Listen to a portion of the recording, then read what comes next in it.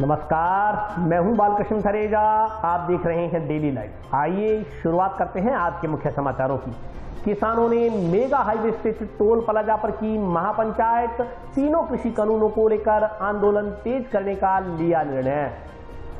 ग्राम पंचायत पर ढोल नगर निवासी बुजुर्ग का पट्टाशुदा मकान तोड़ने का आरोप। पीड़ित परिवार ने जिला कलेक्टर को ज्ञापन देकर लगाई न्याय की गुहार। जंक्शन पुलिस द्वारा पकड़े गए बाइक चोर ने कबूली दर्जनों बाइक चोरी की वारदातें। जंक्शन टाउन रावसर व सूरजगढ़ क्षेत्र से स्वीकार किया बाइक चुराने की घटनाओं को अंजाम देना। रोडवेज कर्मचारियों ने की राज्य सरकार के खिलाफ नारेबाजी। वर्षों से लंबित मांगों को पूरा करने की रखी मांग। लॉकडाउन की नई गाइडलाइन से होटल संचालक नाखुश। होटलों को खोलने का समय देर रात तक बढ़ाए जाने की रखी मांग। और अब समाचार विस्तार से। चोरी की 9 बाइक जब्त करने के मामले में रिमांड पर चल रहे एक आरोपी की निशानदेही पर जंक्शन पुलिस ने 7 बाइक और जब्त की है।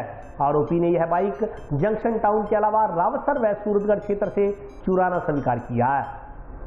चोरी की 9 बाइक जब्त करने के मामले में रिमांड पर चल रहे एक आरोपी की निशानदेही पर जंक्शन पुलिस ने 7 बाइक और जब्त की है। आरोपी ने यह बाइक जंक्शन टाउन के अलावा रावसर सूरजगढ़ क्षेत्र से चुराना स्वीकार किया है। अब तक पुलिस इनसे कुल 16 बाइक जब्त कर चुकी है। उधर बुधवार को रिमांड अवधि समाप्त होने पर पुलिस ने आरोपी सुखचैन सिंह उर्फ चैनी पुत्र कुलदीप सिंह निवासी मस्जिद के पीछे फतेहपुर हाल वार्ड 52 सुरेशिया को मजिस्ट्रेट के आदेश पर न्यायिक परीक्षा में जेल भेज दिया। इससे पहले पुलिस इस मामले में दूसरे आरोपी रियासत अली पुत्र काशी अली निवासी वार्ड 11 ढालिया पुलिस थाना संगरिया को जेल भिजवा चुकी है। जंक्शन थाना प्रभारी नरेश ग्यारा ने बताया कि रिमांड अवधि के दौरान हुई पूछताछ में आरोपियों ने अपने तीसरे साथी के साथ मिलकर यह सभी बाइक चोरी करने का खुलासा किया। इनके तीसरे साथी की तलाश की जा रही है। उसकी गिरफ्तारी के बाद चोरी की अन्य वारदातों का भी खुलासा होने की उम्मीद है। उन्होंने बताया कि आरोपी गैंग बनाकर चोरी की वारदातों को अंजाम देते थे। चोरी की 7 बाइक बरामदगी में हेड कांस्टेबल सुरेश कुमार की विशेष भूमिका रही। पुलिस टीम में थाना प्रभारी के अलावा हेड कांस्टेबल रोहताश कुमार व कांस्टेबल नायब सिंह शामिल थे।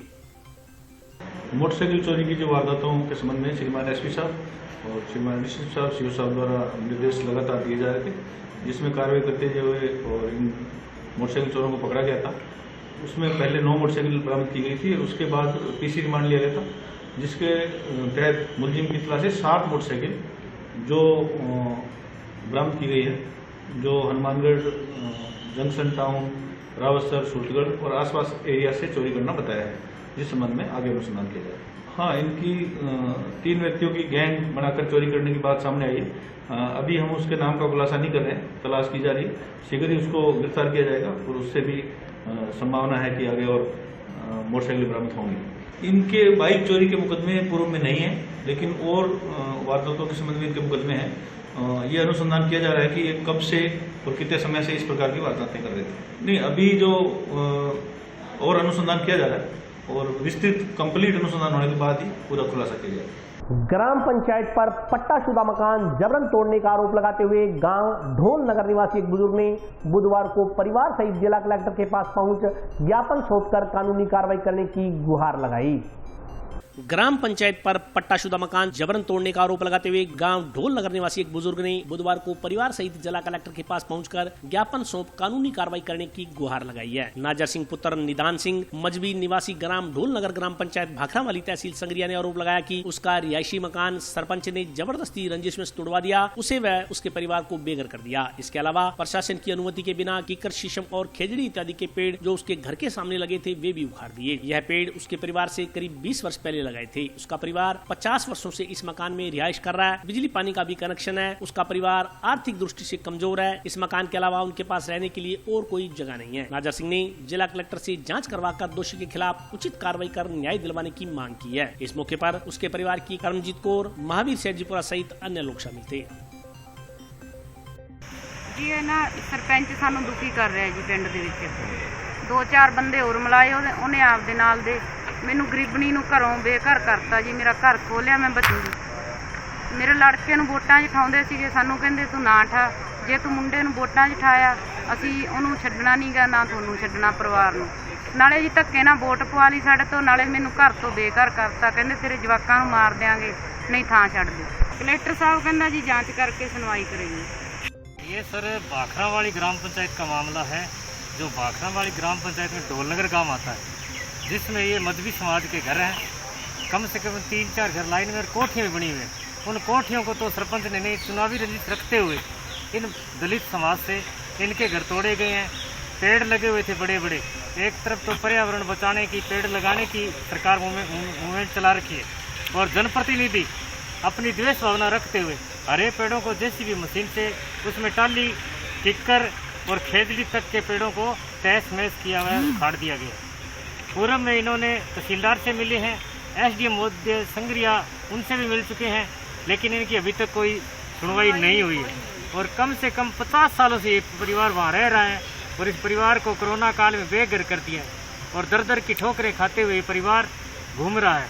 अगर आज जिला कलेक्टर महोदय से निवेदन करने आए हैं कि इस गरीब परिवार को, जिनके घर तोड़ दिए गए, बेघर कर दिए सिर्फ चुनावी रंजिश के कारण, क्योंकि अगर घर तोड़े जाते, अगर अतिक्रमण था, तो इनके मुकाबले में और भी घर थे जो बड़े बड़े लोगों की कोठियां बनी हुई उसी बराबर नक्शे में, तो उनको नए तोड़ के सिर्फ इन पे टारगेट किया गया है। मसूदे प्लाट को सिर्फ रंजिश बस तोड़ा गया है।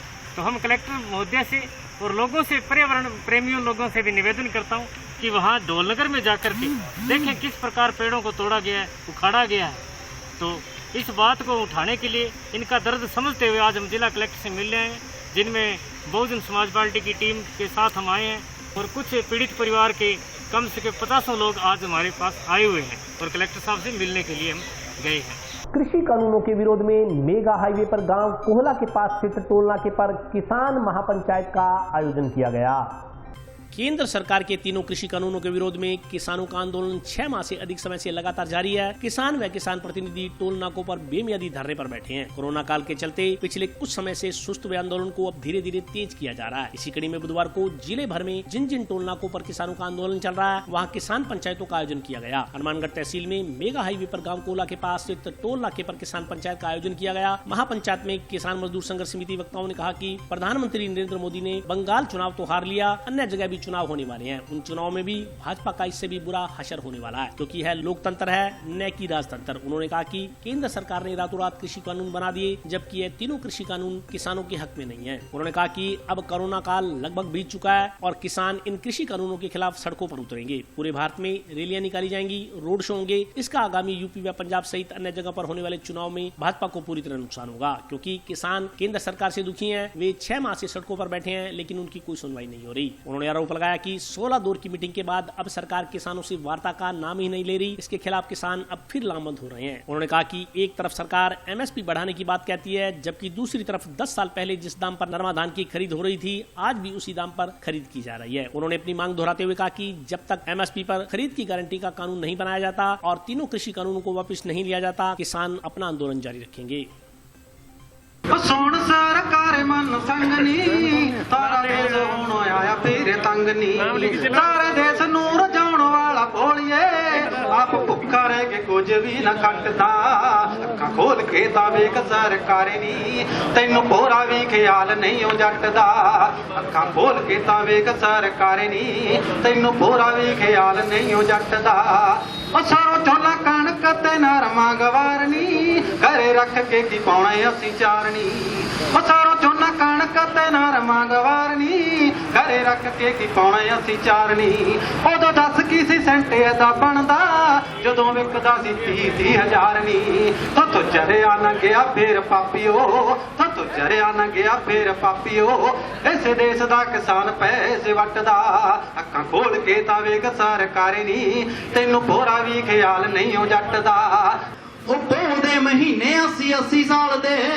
पौधे महीने 80 साल दे जिमीदार बूहे लैने आए हक ने आओ दस सरकारे फिर किथों खाएगी बंद करती जे बीजनी फसल जट ने दस सरकारे फिर किथों खाएगी बंद करती जे बीजनी फसल जट ने पानी छड्डिया ते छातियां ते जल लैणगे नी लोड़ पैनी सीस तली ते भी तर लैणगे पानी छड्डिया ते छातियां ते तर लैणगे नी लोड़ पैनी सीस तली ते भी तर लैणगे मिलिया दलेरी सानू बाजा वाले तो मिलिया दलेरी सानू बाजा वाले तो कल्ले कल्ले सिंध 1.25 लाख ने आओ दस सरकारे फिर किथों खाएगी बंद करती जे बीजनी फसल कोई जट नहीं। आज ये कोला टोल में जो सभा का आयोजन किया गया है सभी किसान भाइयों द्वारा, सभी किसान संगठनों द्वारा, ये मोदी सरकार के जालिम कानूनों के विरुद्ध है। जो 6 महीने से हमारे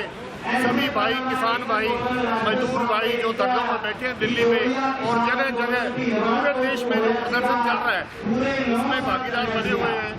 अब हाथ जोड़ के निवेदन है मोदी साहब को, मोदी जी बंगाल का इलेक्शन तो आपने हार लिया, अगले इलेक्शन भी आने वाले हैं, उसका भी ऐसा ही हशर होगा और उससे भी बुरा हशर होगा पार्टी का, क्योंकि ये लोकतंत्र है, ये प्रजातंत्र है, ये राजतंत्र नहीं है।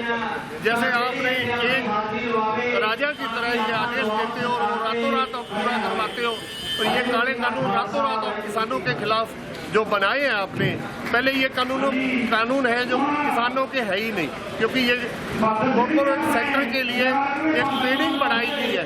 उसको गेहूं खोस के, अनाज खोस के किसान का औने पौने दामों पे बिकवाने की ये जो मंशा है 4 उद्योगपति, 8 उद्योगपति, इनको फायदा देने की और इनडायरेक्ट डायरेक्ट में उद्योगपतियों को पालने की जो व्यवस्था चल रही है, तो ये हमारा ये 16 तारीख का जो आज यहाँ रखा गया किसानों की तरफ से सभा रखी गई है।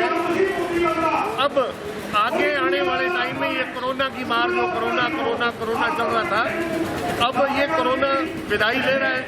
अब किसान फिर दोबारा से सड़कों में उतरेंगे और हर जगह पूरे भारत में लंबे स्तर पे रैलियां निकाली जाएंगी, रोड शो होंगे और ये इलेक्शन जो आने वाले स्टेटों में है, यूपी वगैरह में, बड़े स्टेटों में, पंजाब में, इन पे भी बुरा असर दिखने को मिलेगा बीजेपी के खिलाफ।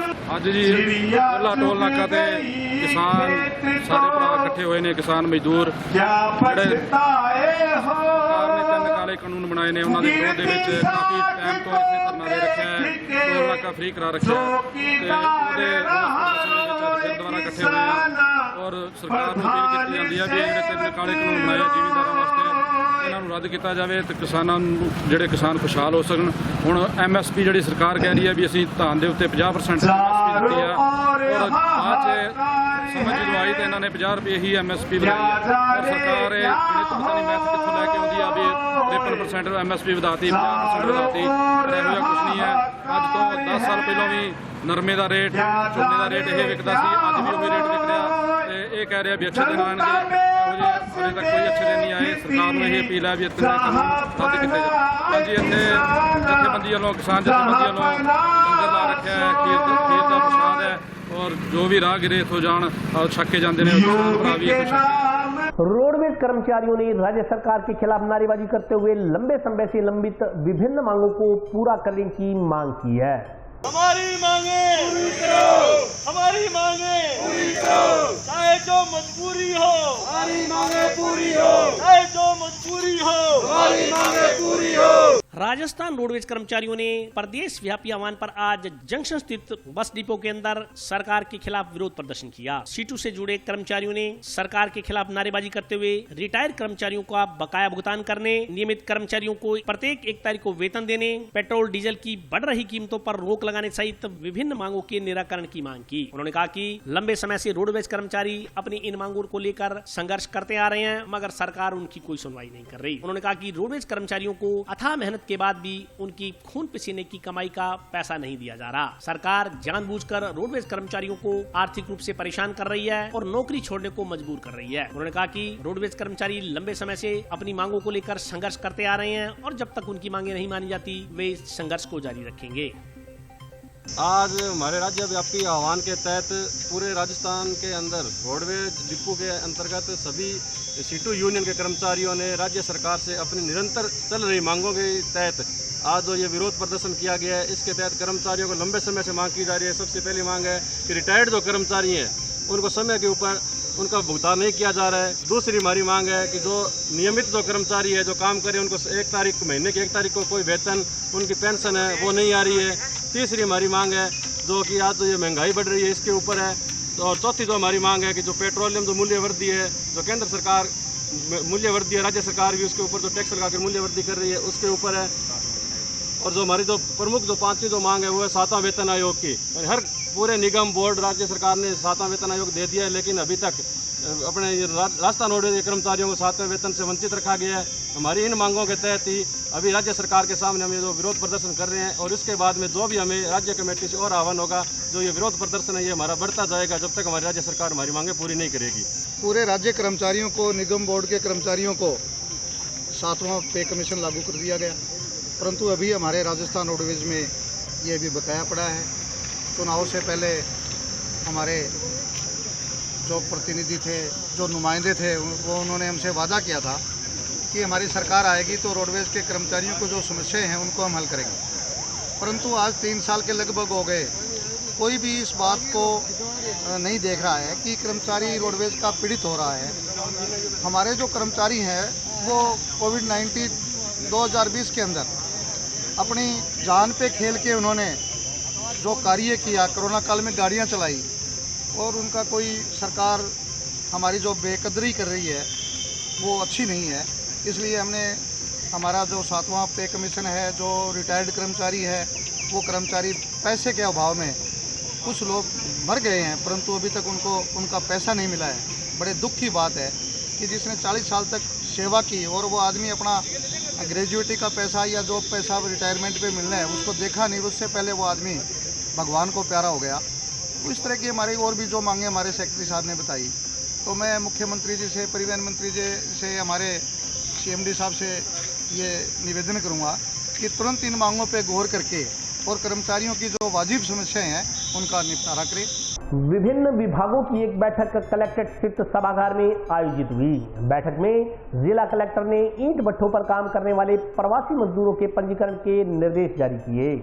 विभिन्न विभागों की एक बैठक जंक्शन स्थित कलेक्टर सभागार में आयोजित की गई। बैठक की अध्यक्षता जिला कलेक्टर नथमल डिडेल ने की। जिला कलेक्टर ने उपस्थित अधिकारियों कर्मचारियों को जिले को बाल श्रम मुक्त करवाने तथा छोटे बच्चों को शिक्षा से जोड़ने के निर्देश दिए। जिला कलेक्टर ने एक टीम बनाकर जिले के तमाम ईंट भट्ठों पर विजिट करने तथा वहां काम कर रहे प्रवासी मजदूरों का रजिस्ट्रेशन करवाने के निर्देश दिए। उन्होंने कहा कि जिले में स्थित ईंट भट्ठों पर बहुत से प्रवासी मजदूर मजदूरी करने का काम कर रहे हैं, मगर उनका पंजीकरण नहीं करवाया गया है। इसके अलावा प्रवासी मजदूरों के बच्चे भी ईंट भट्टों पर काम करने की शिकायत मिल रही है। उन्होंने कहा कि ऐसे बच्चों को ईंट भट्टों के नजदीक स्थित स्कूलों में शिक्षा के लिए भेजा जाए और श्रमिकों से बच्चों को पढ़ाने के लिए समझाइश की जाए। उन्होंने कहा कि जिन ईंट भट्ठा मालिकों ने अपने श्रमिकों का पंजीकरण नहीं करवाया, वे अगर शीघ्र ही पंजीकरण नहीं करवाएंगे तो ऐसे ईंट भट्टों के खिलाफ नियमानुसार कार्रवाई की जाएगी। बैठक में जिला कलेक्टर के अलावा श्रम अधिकारी अमरचंद लहरी, पुलिस अधीक्षक श्रीमती प्रीति जैन सहित विभिन्न विभागों के अधिकारी कर्मचारी मौजूद रहे।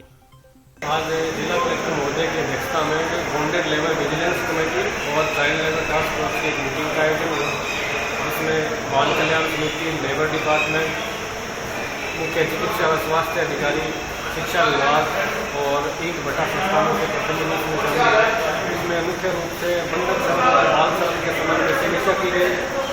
इसके अलावा जो प्रवासी श्रमिक है, इस संबंध में जिला कलेक्टर महोदय द्वारा सभी ईंट भट्ठा मालिकों को ये निर्देश किया गया कि वो 15 दिनों के अंदर जो भी प्रवासी श्रमिकों को नियोजित करते हैं उनका रजिस्ट्रेशन अनिवार्य रूप से करवाएं, और जो बच्चे आएंगे ईंट भट्टों पे उनके लिए शिक्षा की व्यवस्था करें। और जिला कलेक्टर महोदय द्वारा ये भी निर्देश दिए गए कि लेबर डिपार्टमेंट और पुलिस विभाग है मिलकर जॉइंट टीम बना के और सभी जगह विजिट करें, और विजिट में जो भी ईंट भट्ठा संस्थान है वो प्रवासी श्रमिकों के लिए रजिस्ट्रेशन नहीं करवाता है, उसमें विधिवत तरीके से कार्रवाई की जाए और ये प्रक्रिया आगे कंटिन्यू जारी है। इसके लिए अभी प्राइमरी ये व्यवस्था हुई है कि इसमें लेबर डिपार्टमेंट, मानव तस्करी विरोधी यूनिट और समाज कल्याण की जॉइंट टीम है, वो संडे को विजिट करेगी। इनमें जो बच्चे मिलेंगे तो प्रथम दृष्टया तो ये जो माता पिता है उनकी काउंसलिंग करके उनको समझाइश की जाएगी कि आप बच्चों को इस भिक्षावृत्ति में लिप्त न करें और उनको स्कूल से या जो भी अन्य उसकी व्यवस्था उसमें जोड़ें। इसके बावजूद भी अगर कोई पेरेंट्स नहीं मानते हैं, ये प्रक्रिया कंटिन्यू होती है, तो उनको जो किशोर गृह बना हुआ है जिला स्तर पर, जिला कलेक्टर महोदय द्वारा निर्देश दिए गए कि इन बच्चों को फिर यहाँ रख के उनको शिक्षा से जोड़ा जाए। तो लेकर आज जिला कलेक्टर महोदय, बाल कल्याण समिति दोनों ने ये डिसाइड किया है कि आगे उसमें अभियान करें और प्रथम समझाइश के बाद उसमें तुरंत मुकदमा करें। और इसमें कुछ सदस्यों की नाराजगी थी कि प्रकरण पुलिस में FIR दर्ज नहीं हो पाती, तो इस संबंध में SP मैडम ने भी आज ये निर्देश दे दिए कि अगर किसी भी बाल कल्याण अधिकारी पुलिस में अगर कोई दर्ज नहीं करता है तो मैडम को उसकी सूचना दी जा सकती है, तुरंत FIR दर्ज होगी। आज कलेक्टर साहब की अध्यक्षता में मीटिंग हुई, जिसमें एसपी साहिबा मौजूद थे और श्रम विभाग से श्री अमर सिंह जी लहरी साहब और समस्त विभाग से आए हुए थे। कलेक्टर साहब के दिशा निर्देशानुसार ईंट भट्टों पे जो प्रवासी श्रमिक आ रहे हैं उनका रजिस्ट्रेशन करवाना और इसके साथ में जो बच्चे काम करते हैं भट्टों पर उनके लिए शिक्षा की व्यवस्था करना, कोई नज़दीकी स्कूल या बीएड एसटीसी के जो होते हैं टीचर्स उनकी व्यवस्था करवाना। मेन एजेंडा बच्चों को शिक्षा से जोड़ना रहा। प्रयास यही रहेगा कि हमारे जो भट्टों के नज़दीक स्कूल है हम उनमें उन बच्चों का दाखिला करवाएंगे। और अभी वक्त ब्रेक का, हाजिर होता हूँ छोटे से ब्रेक के बाद।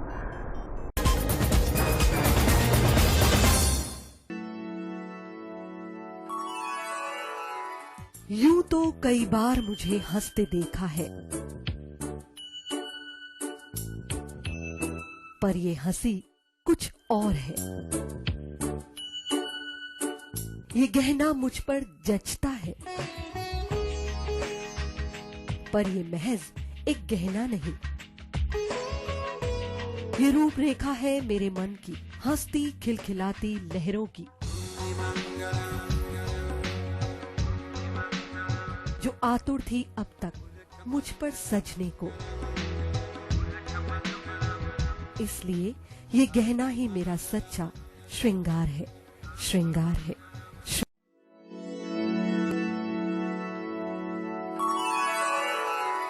यूं तो कई बार मुझे हंसते देखा है, पर ये हंसी कुछ और है। ये गहना मुझ पर जचता है, पर ये महज एक गहना नहीं।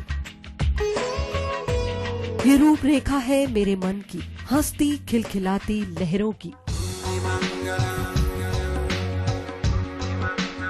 जो आतुर थी अब तक मुझ पर सजने को। इसलिए ये गहना ही मेरा सच्चा श्रृंगार है, श्रृंगार है, श्रृंगार है।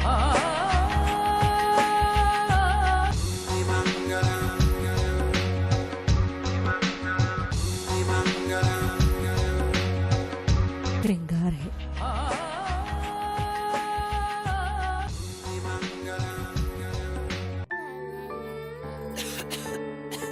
दीदी ये देखो,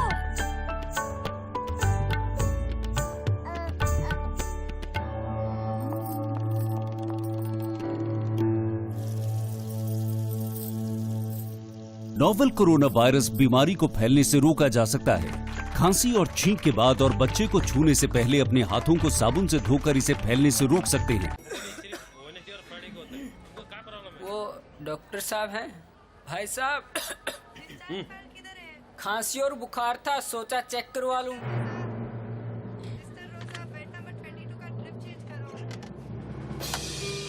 नोवेल कोरोना वायरस बीमारी को फैलने से रोका जा सकता है। बुखार के साथ खांसी और छींक होने पर तुरंत नजदीकी हेल्थ क्लिनिक या केंद्र जाएं। ब्रेक के बाद स्वागत है। आइए नजर डालते हैं अगले समाचारों पर। राज्य सरकार द्वारा लॉकडाउन को लेकर बीती रात नई गाइडलाइन जारी की गई है। होटल संचालकों ने इसे नाकाफी बताते हुए होटल खोलने का समय रात्रि 10 बजे तक बढ़ाए जाने की मांग की है।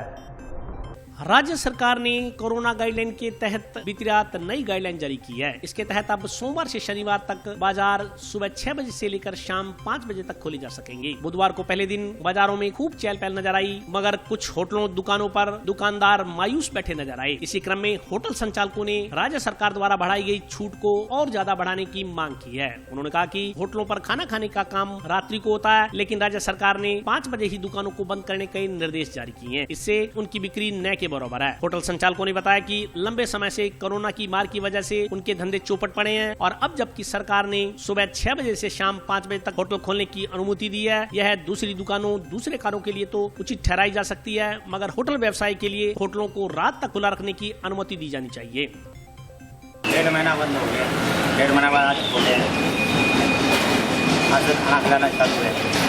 हर बंदा का परेशानी तो होती है, हर किसान का परेशानी सरकार को हुआ था, भी हो गई। बैठने के बाद लेकिन होम डिलीवरी काम कर रहे थे, होम डिलीवरी ले जाओ ना काम ही नहीं थी, वहाँ से कमाए हो। आप थोड़ा बाजार खोला, एक दो कस्टमर आने लग गया, भी खाना खिलाने के लाओ मांग रहा है, बैठो भाई वो टाइम पास सोखा सोखा होते हैं, गरीब आदमी है, टाइम पास करना ही पड़ता है, इलाज ही नहीं है। खुले ही है, देखो अब क्या होता, आगे देखे बाजार कैसा होता है। वो लोग तो कह रहा है बैठाओ खिलाओ, दो बंदा खिलाओ, हम तो खिला रहे हैं, डर मारे खिला रहे हैं, बस करना ही पड़ेगा औखा सोखा होके।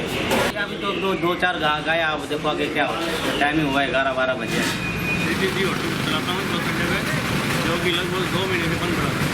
यानी गवर्नमेंट ने आज हमारे को 4 बजे टाइम दिया हुआ है, जो 4 बजे टाइम देगा तो फायदा नहीं है। होटल का काम शाम को रात को 6 से 10 बजे चलता है, इसलिए सारा बात कोई काम नहीं किया, लॉकडाउन में हमने खोला। होम डिलीवरी का काम मेरे पास शुरू नहीं है, कल ही नहीं था, अभी नहीं है, इसलिए टाइम पास करना बड़ा मुश्किल है। जब तक टाइम करूँ तुरंत देगी, जब होटल का काम नहीं चलेगा, इसलिए टाइम कम 12 बजे तक तो होटल चाहिए चाहिए। और हल्के हल्के से है कि होटल का 2 महीने बंद होने से आज स्थिति खाने 10 साल के लिए पीछे चली गई है। फिर भी नागन काम इतना डर नहीं है जो होम डिलीवरी का काम हो जाए। बड़ी सिटी होम डिलीवरी व्यवस्था यहाँ में 1 घंटे भी काम नहीं है। क्या है कि 2 कर रहे हैं होम डिलीवरी, ना कि लोगों का पैसा है ना ही कुछ है। तो हमारे यहाँ पे 10 रुपये रसोई चल रही है, लोग 10 रुपये खाना खा के टाइम पास कर रहे हैं। काम बिल्कुल अब 10 से 12 बजे 130 रुपये बटे। बुधवार को टाउन स्थित वार्ड नंबर 34 में कोरोना जन जागरूकता रैली निकाली गई। नगर परिषद की ओर से राज्य सरकार की गाइडलाइन एवं जिला कलेक्टर के निर्देशानुसार चलाए जा रहे कोरोना जन जागृति अभियान के तहत बुधवार को टाउन के वार्ड नंबर 34 में रैली निकाली गई। रैली को पार्षद विजेंद्र कुमार ने हरी झंडी दिखाकर रवाना किया। रैली में शामिल वक्ताओं ने वार्ड वासियों से मास्क लगाकर रखने, हाथों को बार बार सैनिटाइज करने तथा सामाजिक दूरी बनाए रखने का आग्रह किया। रैली के दौरान वार्ड वासियों को कोरोना से बचाव के लिए जागरूक किया गया। इस दौरान वार्ड में पोस्टर भी चस्पा किए गए। नगर परिषद हनुमानगढ़ की तरफ से वार्ड नंबर 34 में कोरोना जागरूकता रैली निकाली गई है। इसमें 2 गज दूरी और मास्क है जरूरी और लोगों को गाइडलाइन समझाइश की गई है। नगर परिषद की तरफ से विजेंद्र साईं जी के वार्ड में वार्ड नंबर 34 में कोरोना जागरूकता रैली निकाली गई है। लोगों को मास्क पहनने, सैनिटाइजर करने, घर में रहें, हाथ बार बार धोएं, इन सब बातों के लिए समझाइश की गई है। सरकार का ये प्रयास है कि राज्य सरकार की जो गाइडलाइन है उसके अनुसार अगर हम लोग चलेंगे तो निश्चय ही अपने कोरोना के ऊपर जीत पाते। कृषि विभाग की एक बैठक जंक्शन स्थित कलेक्ट्रेट सभागार में आयोजित की गई। बैठक में खरीफ फसल के लिए किए जाने वाले बीमा के बारे में योजना तैयार की गई।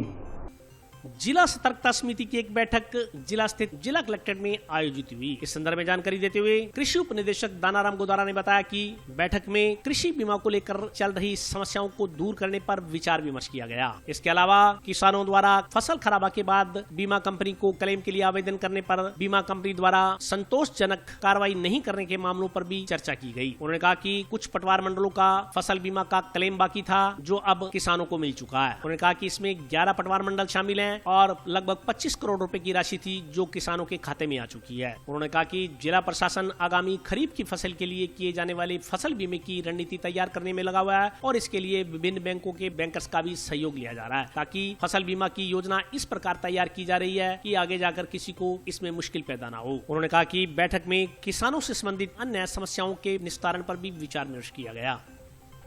आज की मीटिंग जो है वो जिला स्तरीय सतर्कता समिति की फसल बीमा की बैठक हुई थी और उसमें सभी कंसर्निंग जो बैंकर्स हैं वो थे और कृषि विभाग था और रेवेन्यू के डिपार्टमेंट की जो एजेंसियाँ और स्टेटिस्टिक्स के लोग बैठ करके हमने ये डिसाइड किया था कि भी जो अभी काफ़ी समय से जो समस्याएं चल रही है फसल बीमा में उसको किस तरह से उनका समस्याओं का समाधान करके और किसान को राहत प्रदान करें। तो इश्यूज़ थे, कुछ कंपनी से संबंधित इश्यूज़ थे जिन्होंने क्लेम नहीं दिया, कोई किसानों को नुकसान हो गया उसके इश्यूज़ थे, 2-3 साल पुराने भी इश्यू हैं। अभी जो 11 पटवार मंडल थे जिनका क्लेम बाकी था नौर का और भादरा का, वो क्लेम अभी आ गया। वो एक बड़ा इश्यू था हमारा, उसका समाधान कर दिया हमने। वो लगभग 25 करोड़ रुपए का क्लेम अभी है और अभी इस साल का जो खरीफ का बीमा होना है तो ये एक बैठक एक तरह से हमारे इसलिए भी इम्पोर्टेंट थी कि अभी जो खरीफ का फसल का बीमा होना है उसका अभी गजट नोटिफिकेशन जारी हो रहा है, 5-7 दिनों में जारी हो जाएगा। तो हम उसकी तैयारी के हिसाब से कि कई बैंकर तो हम लोग बैठ करके इस तरह से उसको डिसाइड करें कि कोई गलतियाँ नहीं हो। फिर किसान शिकायत करता है कि साहब मेरी किसी फसल का बीमा करना था, किसी का कर दिया, या गाँव गलत चल गया या पोर्टल पर कुछ गलत एंट्री हुई। तो बैंकर्स के साथ हमने ये बड़े स्तर पे डिस्कस किया कि भाई आप जब भी बीमा करें प्रीमियम काट करके और भिजवाएं प्रीमियम सरकार को, तो आप उसमें किसी तरह की मिस्टेक नहीं करें, क्योंकि ये जो पोर्टल है ये भारत सरकार से ऑपरेट होता है और ये एक बार बंद होने के बाद में फिर दोबारा नहीं खुलता। तो जिस किसान का नाम, फसल, गांव जो भी एक बार उसकी एंट्री हुई, आप उसको फिर दोबारा दुरुस्त नहीं कर सकते। तो ये भी हमारे लिए एक बड़ा इशू था और ये मीटिंग जो है हम लगातार करते रहते हैं और कलेक्टर साहब जो है वो बार बार इस चीज़ों को रिव्यू करते हैं। कल भी हमने कलेक्टर साहब ने मेरे से विस्तृत सारा डिटेल्स डिस्कस कर लिया था उन्होंने और आज इंस्ट्रक्शन दे के गए थे, वो जब भी फ्री होंगे आकर के फिर मैं उनको एडीएम साहब हम लोग उनको ब्रीफ करेंगे सारी क्या मीटिंग की सारी थी। और वो लगातार अभी आपने मीडिया में भी पढ़ा होगा, कुछ लोगों की समस्याएं हैं, कुछ गाँवों की शिकायतें आ रही है, तो कलेक्टर साहब ने उसको भी ढंग से मॉनिटर कर रहे हैं, सारी चीज़ों को देख रहे हैं और व्यक्ति से एक तरह से ये मान लें कि डेली रूप से वो इस चीज़ों को मॉनिटर कर रहे हैं कि भी किस तरह से किसानों को हम लोग राहत दे सकें। और आज के लिए बस इतना ही। कल फिर हाजिर होता हूँ नए समाचारों के साथ, तब तक के लिए नमस्कार।